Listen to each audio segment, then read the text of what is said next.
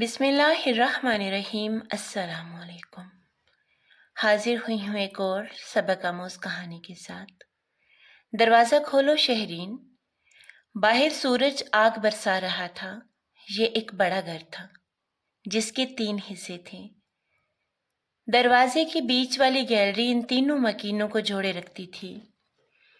اس کے دونوں تایا ان 2 پورشن میں رہتے تھے اور شہرین کی ماں کے حصے میں 2 مرلے کا پورشن آیا تھا، جو کہ ایک کمرہ، ایک اسٹور اور کچن، ایک شیڈ بنا کر جگہ دے دی گئی تھی۔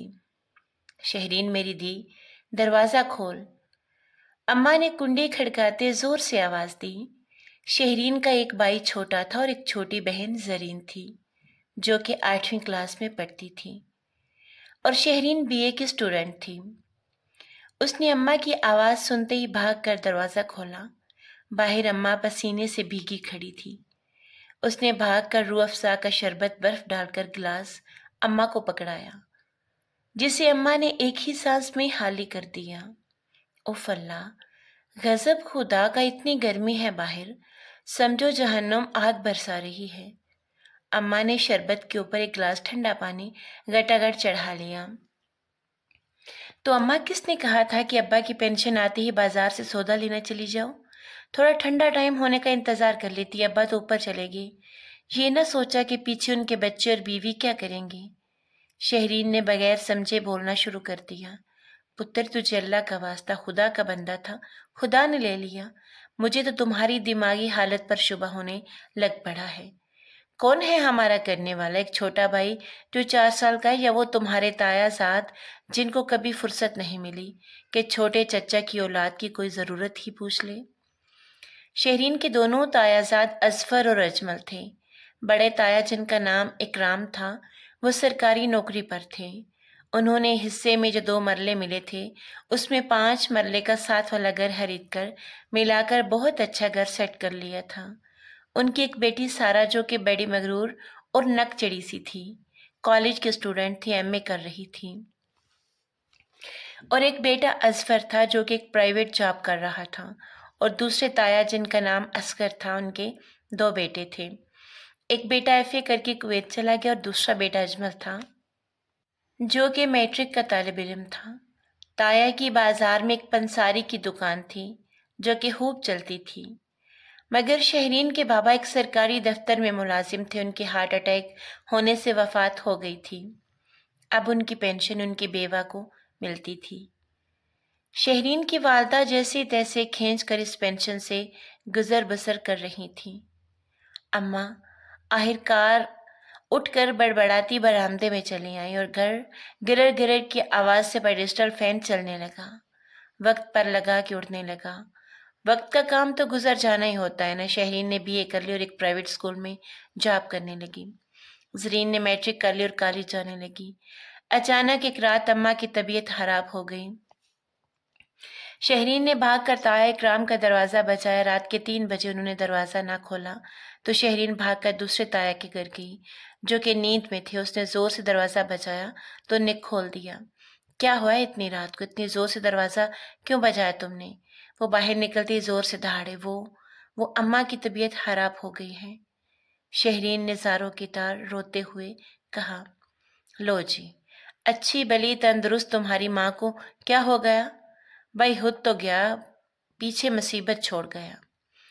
وہ بڑبڑاتے ہوئے شہرین کے پیچھے گئے۔ جب کمرے میں آئی، اماں بے سود تھیں۔ انہوں نے اجمل کو بلوا کر گھاڑے میں لٹایا اور ہاسپٹل لے آئے۔ آپ کی اماں کو دل کا دورہ پڑا ہے، ڈاکٹر نے ایمرجنسی روم سے باہر آتے ہوئے کہا۔ پلیز ڈاکٹر صاحب، میری اماں کو بچا لیں، کچھ بھی کر کے۔ شہرین کی ہچکیاں بند گئیں۔ انشاءاللہ آپ دعا کریں، سب ٹھیک ہو جائے گا۔ ڈاکٹر نے شہرین کو تسلی دی۔ اس کے تایا نے اس کے سر پر ہاتھ بھی نہ پھیرا اور اجمل کو بٹھا کر گھر چلے گئے کہ میری تو اپنی طبیعت ٹھیک نہیں ہے۔ اجمل، جو کہ اب FA کر کے ایک پرائیویٹ نوکری کر رہا تھا اور ان سے قدرے بہتر تھا، اس نے کہا، شہرین آپی، چچی ٹھیک ہو جائیں گی، آپ خود کو سنبھالیں، ورنہ زرین اور علی کا کیا ہوگا؟ اگر پیسوں کی ضرورت ہے تو آپ مجھ سے لے لیں۔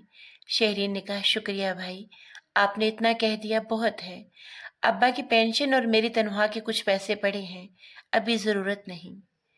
इंतज़ार करते सुबह हो गई कि अचानक डॉक्टर ने निकलते हुए कहा, आपकी अम्मी का ऑपरेशन करना पड़ेगा। सर्जरी करनी पड़ेगी, उसके लिए 10 लाख लगेंगे, वरना आप अपनी अम्मा को ले जाएं।